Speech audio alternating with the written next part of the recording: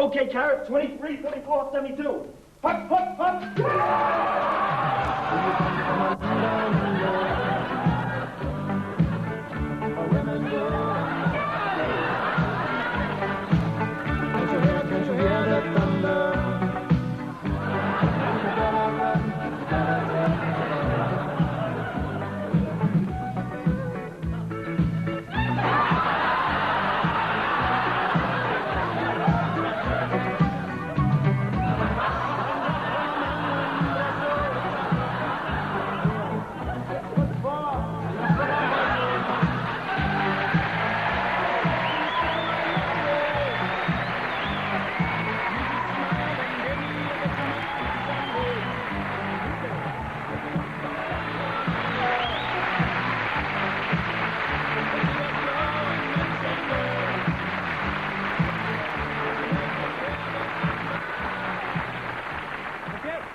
Thank you very much, and good evening. Last night, Junior Health Minister Edwina Currie said that people should give up their holidays and spend the money on private health care. Quick as a flash, today, a holiday company is offering 2 weeks in Torremolinos, which includes a free hip and hernia package in the local infirmary. Trouble is, you'll still have to get up early to stop the Germans nicking the operating bed. She also said, don't spend your money on decorating, spend it on your dentist. It's absolutely true. So instead of showing people around your lounge, you can now give them a guided tour of your root canal. When Edwina goes to the dentist, she sits in the chair, and instead of the dentist saying, open wide, he says, would you mind closing it a little bit? Trouble is, Edwina doesn't realise we like our home comforts, our holidays. We like buying things. Our health comes a very poor second. Now, if you look in the Bible, it says, thou shalt not covet. But that's impossible.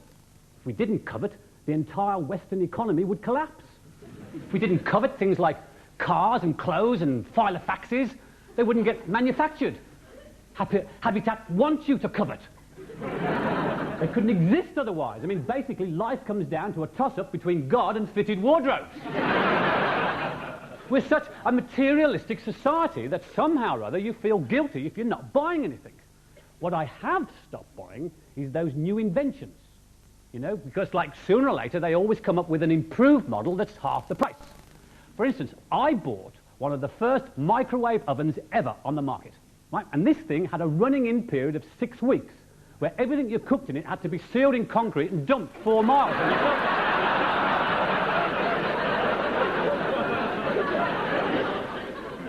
The kitchen looked like Sellafield, you know. I bought one of the early intruder alarms when there was no limit on the decibels of the siren. Right. When it went off, it scared 7 sorts of crud out of you, you know. It was a race to see who get to the loo first, you or the burglar.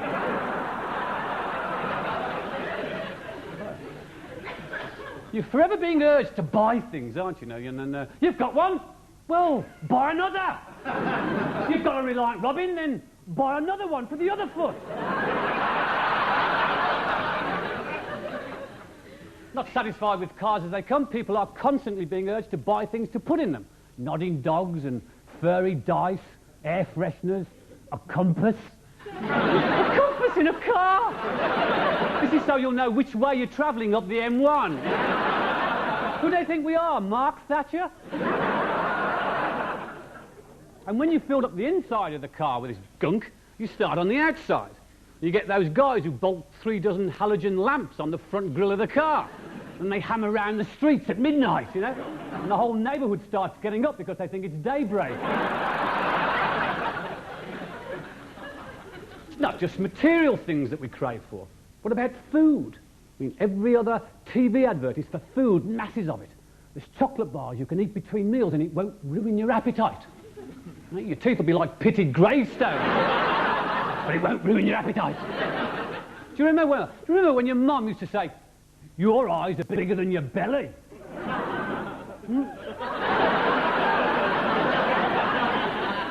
For the first 14 years of my life, I thought I was a frog.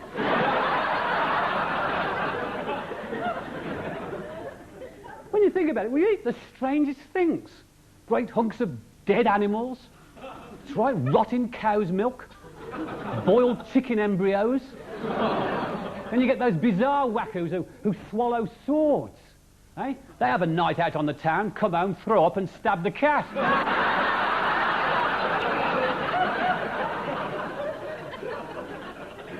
There's a very famous gourmet who has a most remarkable appetite. So far to date, he's eaten a 48-piece dinner service, a shopping trolley, a whole motor car, and right now he's tackling his greatest project, a Pizza Hut special.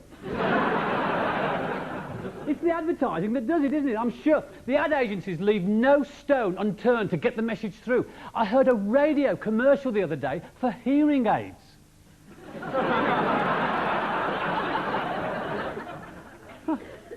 Then there's all those free offers to encourage you to buy more of a certain product. And you always know when a family's saving for a giveaway, because the whole family are eating packet after packet of sugar crunchies. There's crunchies in the dog bowl and crisp pack, you know. They've got the garage crammed with a local cub pack, all eating sugar crunchies. All this so the family can send away for a free hair grip. People get married today and it's an excuse for everybody to go out and buy them something. We buy them toasters and kettles and grills and hair dryers and lamps and irons and blenders and percolators and TVs and drills. And the young couple have got to go out and take a second mortgage to buy all the 3-pin plugs to fit the damn thing. There's no confetti at weddings now. All the guests throw the till receipts. And when the married couple move into their house, what do they have to do? What we all have to do, keep up with the Joneses. It's all about keeping up with the Joneses. They buy a fridge freezer, you've got to buy a bigger one. He buys an apartment in Spain, you buy a villa. He has a vasectomy.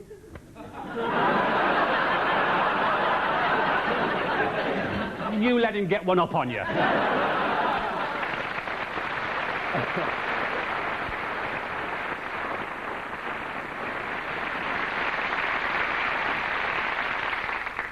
This is the Hard of Hearing Bank. Yes? Pardon? This is the Hard of Hearing Bank. 3:15. I want to open a new bank account. New bank account? Yes, that's it. With a bank where there's more than one teller at lunchtime, so I don't have to queue. Don't have to queue. Yeah. And a bank where all the pens haven't been nicked off the chains. You want pens? And a bank which won't write to me to tell me I'm overdrawn and send me a leaflet offering me a loan in the same post. Leaflets? A bank that opens on Saturday morning. Saturday morning. One where I can get a loan without all the bank staff sniggering. Yeah. And if I get stuck behind a line of shopkeepers paying in their week's takings, I get preferential treatment. Preferential? That's one F. Is that all? Yes. For now. What do you think?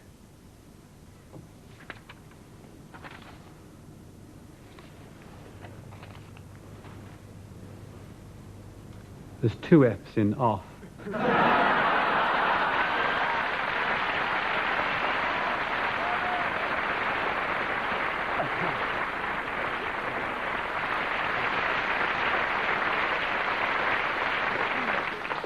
What else has been happening this week?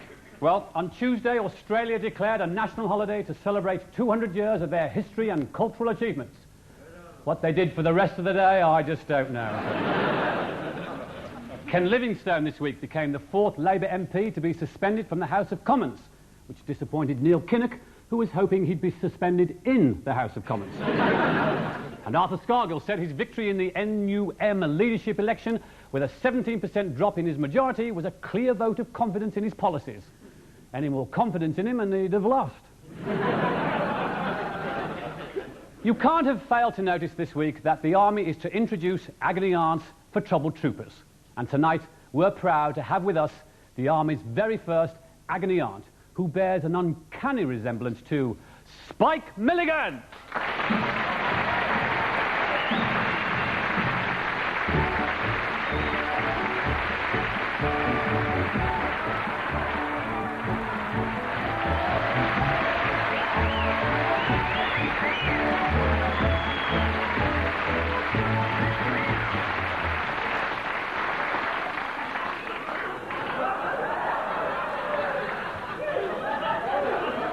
hello, and stand at ease.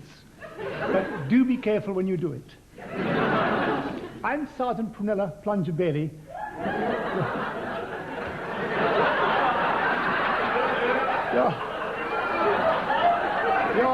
Your agony aunt, a sort of Claire Rayner with bigger ones.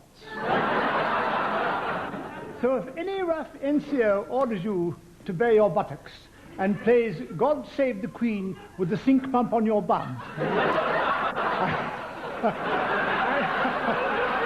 I want you to tell me all about it again and again and again. Now to your letters. The first one is from a Private Dickinson. And he...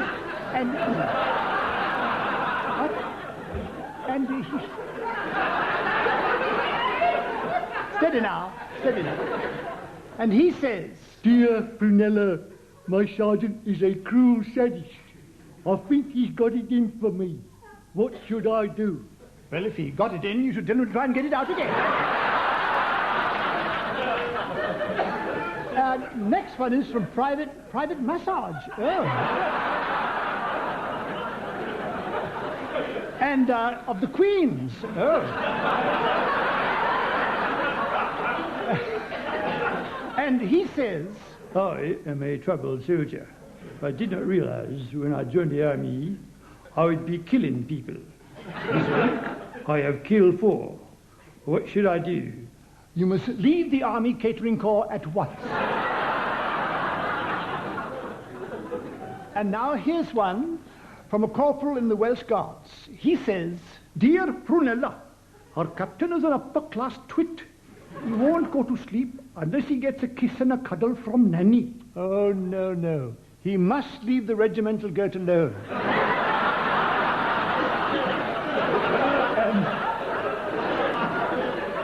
and sell his gumboots.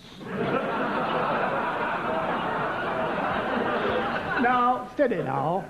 Now, here is one from Private Noel Darling, and he says, my captain says if I'll spend a weekend with him in Brighton, he'll make me a lance corporal. Is this all right? No, it's not. It's an outrage. He should make you at least a sergeant. And now, finally, from Private Dick O'Pake of the Irish Fusiliers. And he says, Dear Prunella there, last week I was getting drunk and I slept with the colonel's wife. Did I do wrong? Good God, man, can't you remember? So anyway, soldiers, do remember, if any wicked sergeant tries to do anything naughty with a broom handle covered in Vaseline,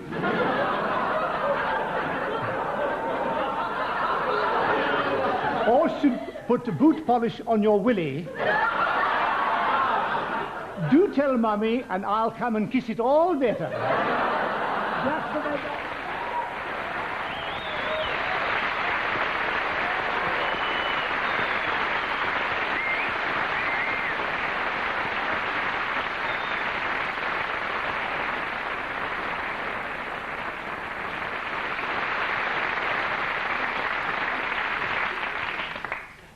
Thanks to Spike Milligan.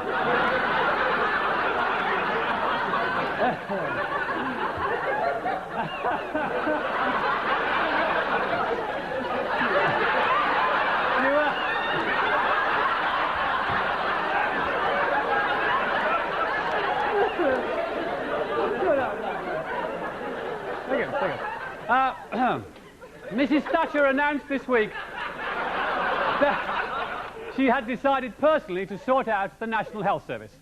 We understand that one of her first acts was to commission a new musical from Andrew Lloyd Webber following his triumph in New York this week. Phantom of the Operating Theatre. The story of a hospital doctor played by Michael Crawford, who has to wear a mask to cover the wart he's been waiting for years to have an operation for. Here we see him with the director of his new production. Here's what the reviews said. A cheap, low-budget production. This show needs millions to put it right. But the cast of nurses and doctors is striking. From the team that gave you Cuts, Now comes this heartbreaking production presented by the National Health Service in association with the really useless government. The excuses, set to music, are available on cassette and slipped compacted disc. Coming soon to a hospital nowhere near you. And hurry, the queues are getting longer every day.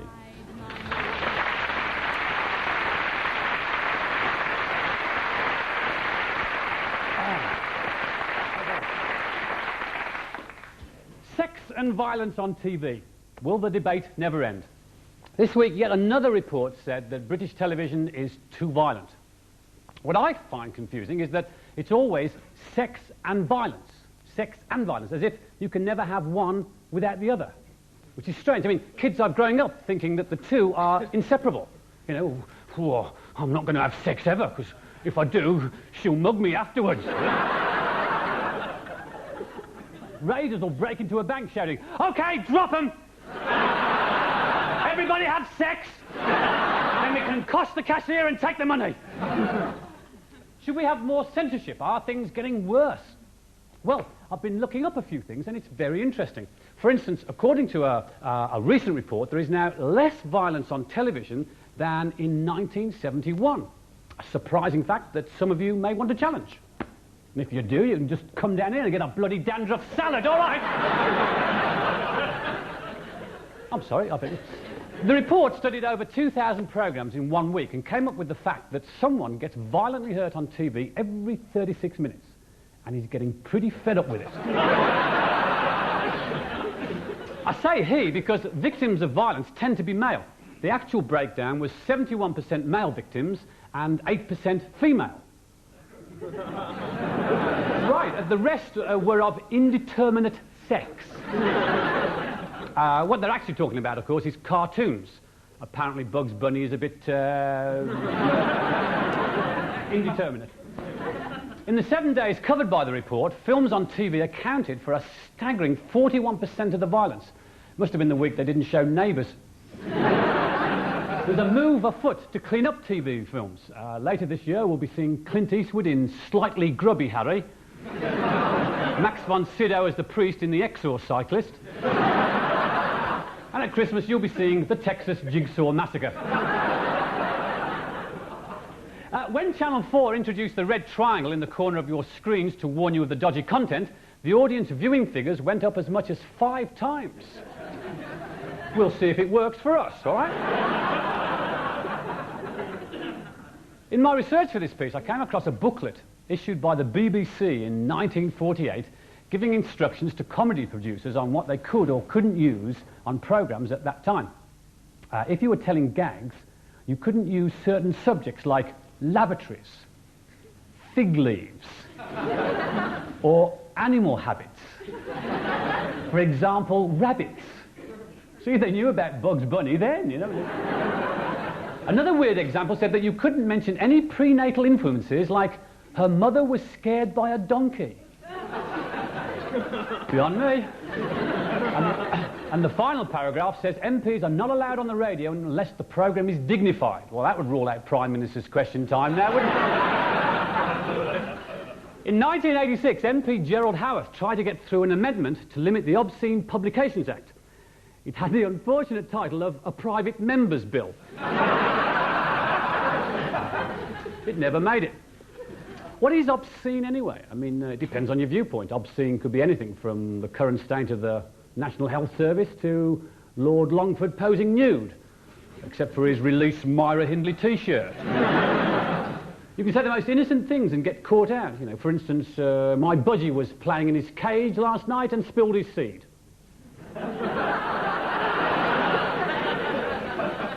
It's innocent, but the bee won't let you say it. In the depressed old days, one of the most popular shops in the high street was a pawnbroker. It still is. I mean, now it's called a newsagent.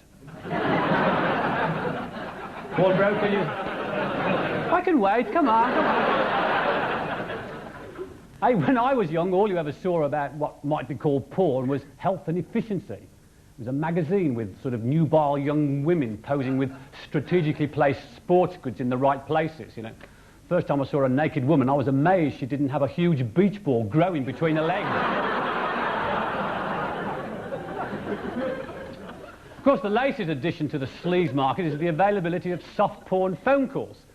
In the pages of so-called family newspapers, you'll find adverts enticing you to phone I Love It Lucinda, or Maureen the Mammary Monster, where you think you're in for 5 minutes of dribbling down your Macintosh.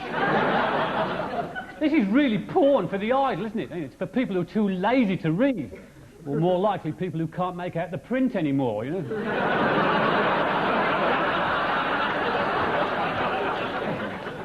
Actually, it's said that self-abuse stunts your growth. I mean, it can't do, or else why would they put the porn magazines on the top shelf?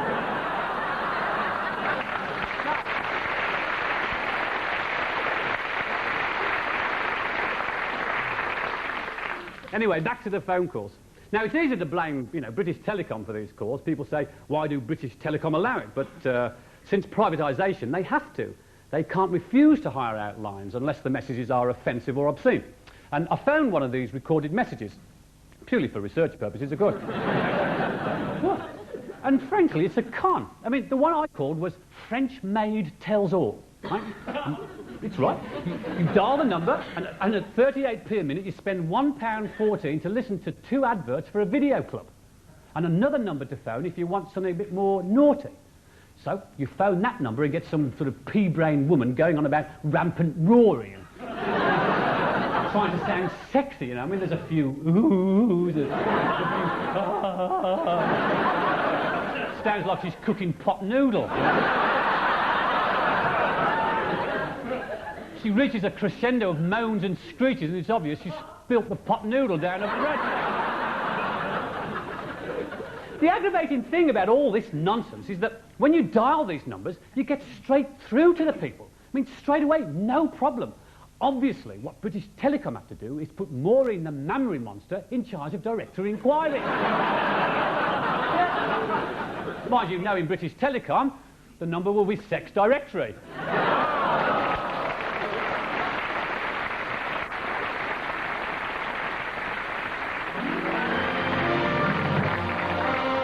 Ego Productions present Legends in Their Own Minds. This week, Dickie Branston, man of power, destiny, and creator of the Randy Empire.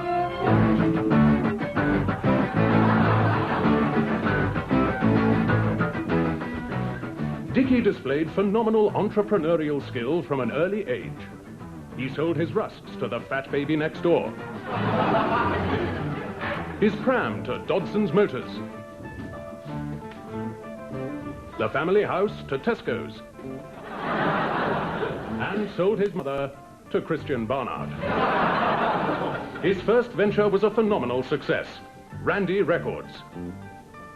From the success of his first artist, Mike Oldfield, with his sensational album Tubular Socks,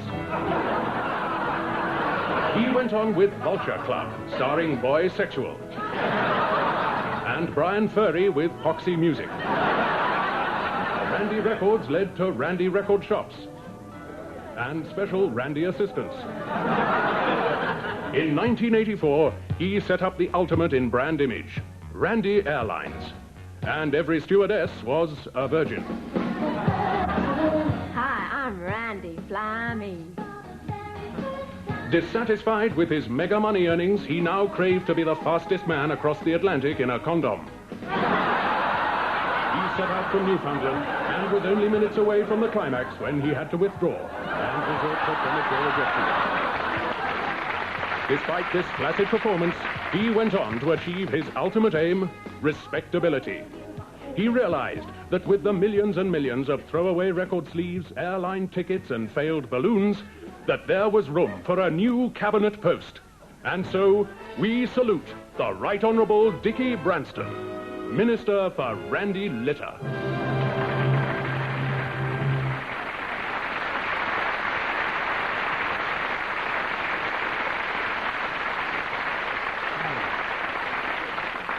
For the past weeks, the papers have already been speculating about what might or might not happen in the budget. Arguments are raging about whether to cut taxes or increase spending. But when it comes to it, the budget always ends up exactly the same every year. Will you please welcome Steve and Hugh? Thank you.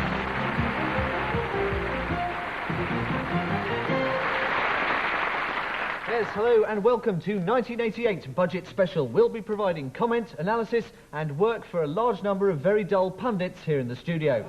We'll also be looking at some extremely confusing graphs and finding out what it will mean to you, this 1988 budget, the one they're calling the most crucial budget since 1987.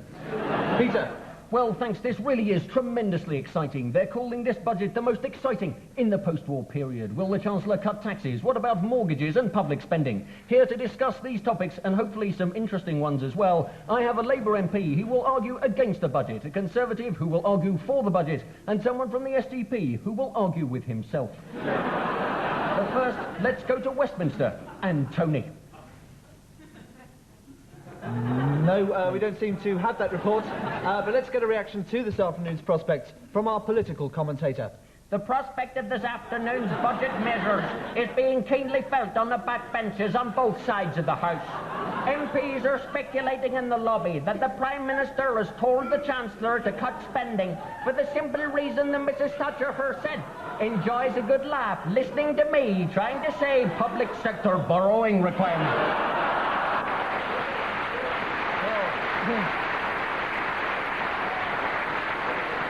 Well, later on we'll be asking why it is that in the budget drinks, cigarettes and petrol always go up from midnight to night, while pensions and benefits never go up until November the 1st. But let's go now to Westminster and Tony.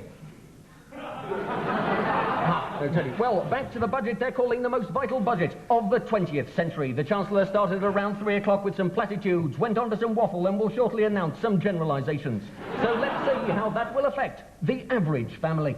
Well, for a married man with a wife and 2 children, Mr Lawson's statement so far will have meant the family changing channels to find something more interesting to watch than the budget. Let's have a look now to confusing graph. What would you say that showed us, Peter? Well, that quite clearly shows us that our graphics artist had a few too many this lunchtime. I see. Well, Peter, any sign of a change in the rate of interest? No sign of any interest at all. But I think now we can go to Westminster and Tony. No, we still haven't got that, but let's get some reactions. I'd like at this point to bring in the Secretary of State for obvious remarks. What do you make of this budget? Oh, brilliant. Absolutely marvellous. Well, big surprise there. Now we have the shadow spokesman for equally obvious remarks, Mr Smith. This budget has done nothing for the unemployed, pensioners, people on low incomes, tenants, ethnic minorities, students, one-parent families... But otherwise an all-round well-balanced budget. More news, the price of beer, wines and spirits is to remain unchanged. That's good news for the man in the street. Even better news for the man lying in the street. And after the shift in the base rate, Peter, what's going to be the best way to get a guaranteed overdraft? Well, as always, Steve, the best way to guarantee an overdraft is to spend more money than you've got in your account. News just in about thresholds, an increase in both the single man's allowance and the married man's allowance, but not for a single man with a married woman who are obviously both getting more than their allowance. Let's see how this budget is affecting the average family, apart from putting them to sleep. For a married non-smoker with a teetotal wife and 3 non-drinking, non-smoking children, all of whom don't drive, take holidays, pay a mortgage, go out, eat or wear clothes, that family will be slightly better off. Now let's go to Tony in Westminster. No, let's not even bother. Peter. Well, that's about it from the budget they're calling the most vital of the post-Cretaceous period. We'll be back next year, same time, same place, same Chancellor, same budget. Until then, from all of us here, it's...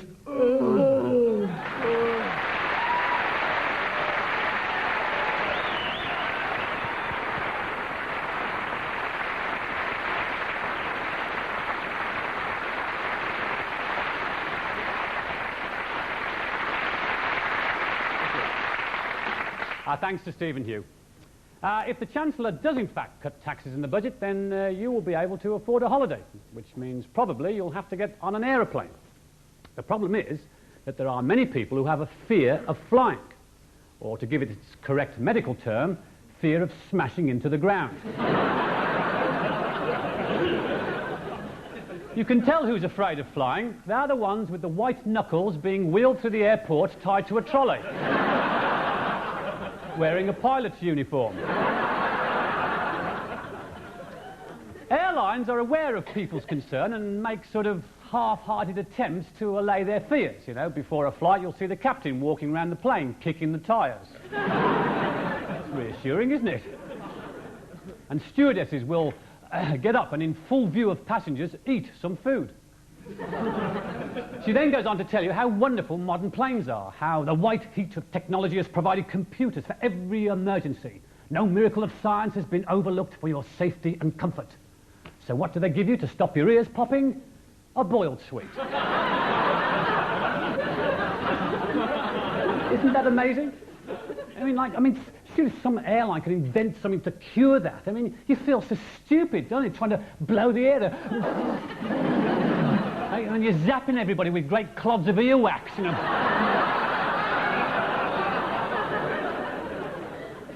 Hey, the trouble with flying is that there's so many things to put you off, you see. I mean, you arrive at the airport and you realise someone is making a fortune selling Valium. I mean, some people take so much they go on 2 trips at the same time. Then you see hundreds of people sobbing and breaking down, waving tearful goodbyes, knowing they'll never see their luggage again.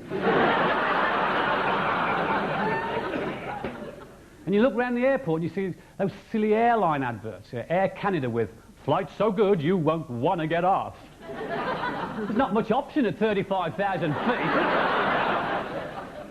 Not exactly hop on a Concorde. There are the independent airlines like Bryman, proudly proclaiming, "We fly to Newquay." Right on, yeah. Have you been to Newquay Airport? It's the only one with a runway with a cattle grid.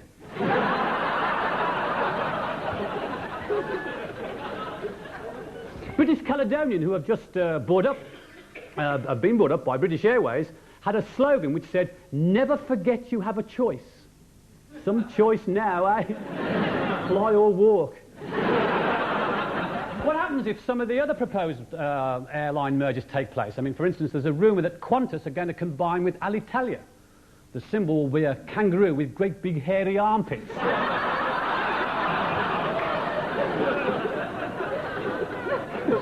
And Continental will join Aer Lingus and now be named Conair.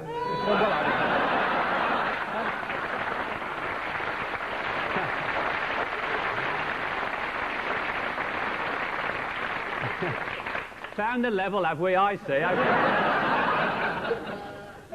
Now, I'm quite good at flying, really, but some folk have more nerve than others, you know. I mean, how people can go up in those microlight planes, I'll never know. You know, those contraptions with sort of bits of balsa wood and string and a Black & Decker on the front, you know. The de chevaux of the airlanes. The danger with these things is not crashing, it's landing in someone's garden and being sprayed to death by insecticide. I always remember going on one plane trip, and it was this cheapo flight from Birmingham to Spain, and it was an old propeller thing, you know, that some bozo company had chartered. And the first thing that worried me was, as I was crossing the runway, was that 2 mechanics were trying to start the plane by jump leading it from a Vauxhall Viva.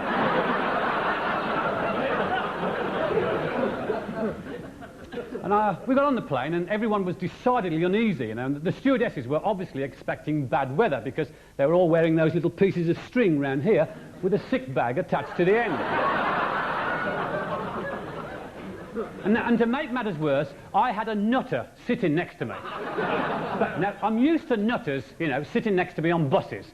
But I've stopped going on buses years, and I thought I got rid of them. But no, they allow them on aeroplanes now. And I've got him, haven't I? I mean, you know he's a nutter. You know he's a nutter. He's wearing a long overcoat and a rubber ring round his waist. It's in case we have to dive into the sea. He then proceeded to lead the cabin in a round of applause for the life jacket demonstration.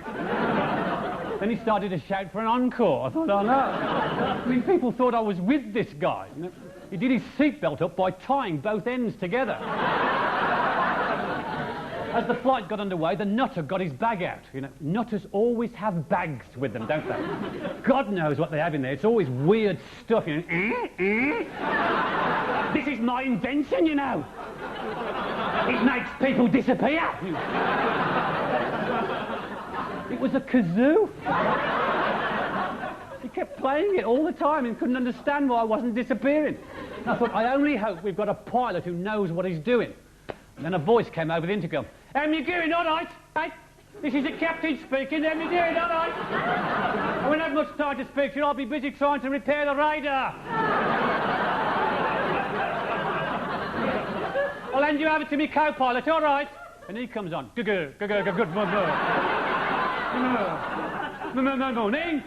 Will be for flying at for 15,000 feet. But I've got a bloody nutter and a stutter, I don't believe it. Anyway, the plane started rolling down the runway and was obviously having a bit of difficulty taking off. After a while, I realised we were on the M6. We tootled down to Watford Gap, you know, and we stopped off at a Vimto and a wagon wheel. But all the nutter thought that was wonderful, that. We were just about to take off when I heard the undercarriage drop off. Apparently one of the tyres had come off, so we stopped and we had to wait. And eventually a coach came to take us back to the terminal. Of course, I got the nutter going back on the coach, didn't I? He was thrilled to bits. As we got off, he said, "This is the first time I've been to Spain. It's just like Birmingham, isn't it?"